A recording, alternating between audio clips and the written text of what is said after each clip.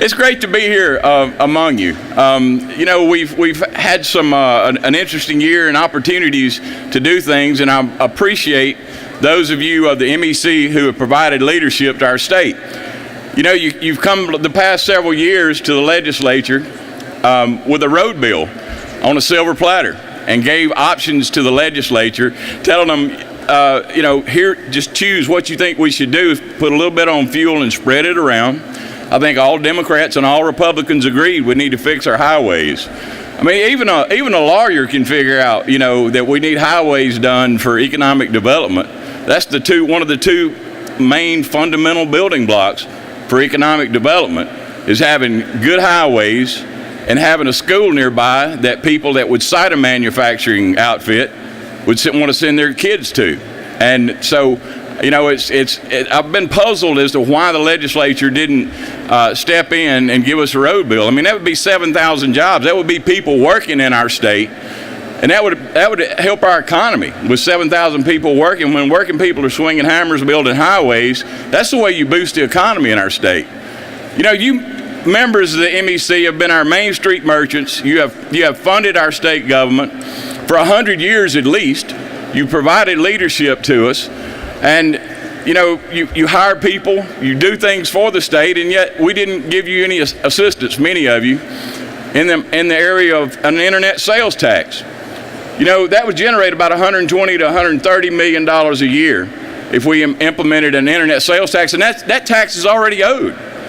And so I don't understand why the legislature didn't take care of our Main Street merchants. I mean, you know, they take Reed's and Tupelo. You know, people go by there and they look at a North Face jacket for $100, and to save $7, they go buy it off the internet. Well, when you see that establishment is hiring people, they're paying ad valorem taxes, they're giving money to every little band boosters outfit that comes down the street selling a calendar, they're contributing to our state. And yet we didn't put them on a level playing field with other companies. You know, it still puzzles me why the legislature didn't take that opportunity. Another area that we could have raised some revenue to help our state move forward was the lottery. You know, that's an opportunity to generate up to $160 million a year. If you just look at Arkansas, they're generating about $80 million, but they're not doing the scratch cards and the other things, just on the straight lottery. But if we took that $160 million and tied it to education, particularly if we tied it to early childhood education, which is $165 million a year, then that would be the greatest impact that we've had on education since the 1982 Education Reform Act. And it would have be such an investment in our kids in the future. It would take time for that to develop, but those children, when somebody's just reading to them from age 3 to 5, 85% of their brain development occurs during that period. Their vocabulary expands exponentially. Yet we have passed by that opportunity as well. And, excuse me, I've been out trying to fix too many food plots and eating too much dust over the past few weekends. It's kind of getting to me. It was great this morning in northeast Mississippi. It was 34 degrees when I walked out in the hills this morning. And so it's getting hunting season and getting that time of year. But back on the issue of why we've missed these opportunities, it's a puzzle, you know? And I got a theory on that as to why we hadn't taken advantage of the leadership of the MEC in those three areas. And my conclusion is that, you know, what we're doing in Jackson is we're worried about the next election, that we're worried about politics rather than policy. And what politics means today is a 30-second ad saying I didn't raise anybody's taxes. Well, in fact, we have. Look at our universities. In 2004, when I took office as Attorney General, Haley and I took office, and the mantra was we weren't going to raise anybody's taxes. Well, we have. The tuition at our universities went from $4,000 a semester to $8,000 a semester. It's doubled. And that's caused our brain drain. That's why our young people are leaving our state at a rate beyond any other state in the union for the past 6 years. We've lost more kids to the brain drain because they're having to borrow so much money to try to get an education. And this is the first time in my lifetime where I ever thought my kids would not be able to achieve the economic status I have. And many of you feel that way about your children. And many of us who are from small communities are unable to be assured that our children can come back to those communities. In fact, they can't come back to a town like Houston, Mississippi, where I'm from, population 4,000, unless their parents own a business or they got a professional degree, because of this student debt we've loaded them with. And there are ways to fix that. In fact, in my 5 counties in northeast Mississippi, and that's Chickasaw, a regular average county, Chickasaw, Monroe, Pontotoc, Itawamba, and Lee counties, if you want a 2-year education for free at Itawamba Community College, you got it if you keep a 2.0 average. And that's huge for those kids that need those technical skills to how to build drones and how to draw in a workforce, how to train a workforce. And it's huge for a parent like me who can't write an $8,000 check a semester, especially with 2 kids in college. That gives us a 2-year advantage to get a degree in technical skills, or even go on to a 4-year college, and you don't have to take on as much debt. And instead of thinking about those big picture issues, we're looking at the trees instead of the forest. We're not looking at those things that will advance us out into the future. We're down on the floor playing marbles. You know, we're giving these tax cuts out. We've already given out $350 million a year in tax cuts out of a $6 billion state budget. And in fact, of the 400, and I hope y'all will listen to me on this. I know on math you don't usually listen to a lawyer.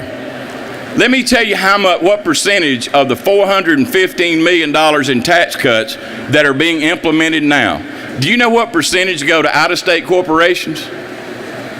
78% of the franchise taxes of the $415 million go out of state. Let me tell you how I know that. If you go to the Department of Revenue and you look what percentage of the franchise taxes that were paid last year before this went into effect, you'll see that 78% of them were paid by out-of-state corporations. Now, you folks at the MEC, I don't know, what this means to you, but it seems like to me that the legislature has not been responsive to your interests. You've been the Main Street merchants. You have funded our state government. You have provided leadership. And it's kind of a slap in the face to me to see the legislature not react to that. And I got a theory on it. I got a theory as to what is going on at the legislature. And my conclusion is that a regular old millionaire can't influence the legislature anymore. It takes a billionaire. It takes a large out-of-state corporation, the big box stores, the big companies that are profiting off of the taxpayers of the state of Mississippi. And in the meantime, they're not taking care of the least among us. So many get elected by thumping on the Bible and talking about what good people they are, but they don't read it. They don't read in the New Testament where Jesus talked about taking care of the widows, the orphans, and the elderly. And we're kicking all those people to the curb, giving tax cuts to large out-of-state corporations. And it's puzzling to me how we can do that in a time when we're facing probably the greatest onslaught of a drug epidemic that I have seen as a prosecutor in 25 years, the opioid epidemic that we're facing. We're shutting down drug treatment facilities at Whitfield when we need them now the most. We're making all these cuts to state government. The opioid epidemic is like none other.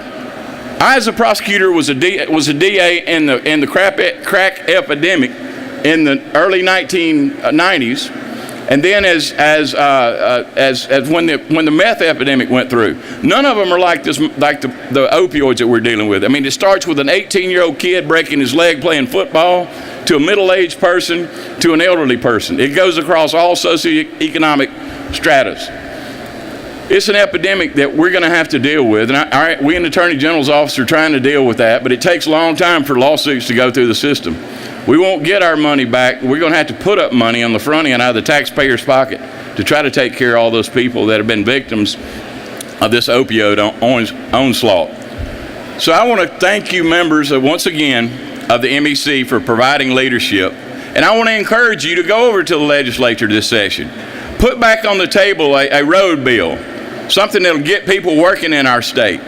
Make yourself known. You're the strongest force in Mississippi politics, and you've been shut out over at the legislature. And it's high time, I think, you got back over there and did it once again. I want to applaud you for your efforts in doing so over the past few years. Thank you for your support, your leadership for the state of Mississippi. God bless you. Thank you.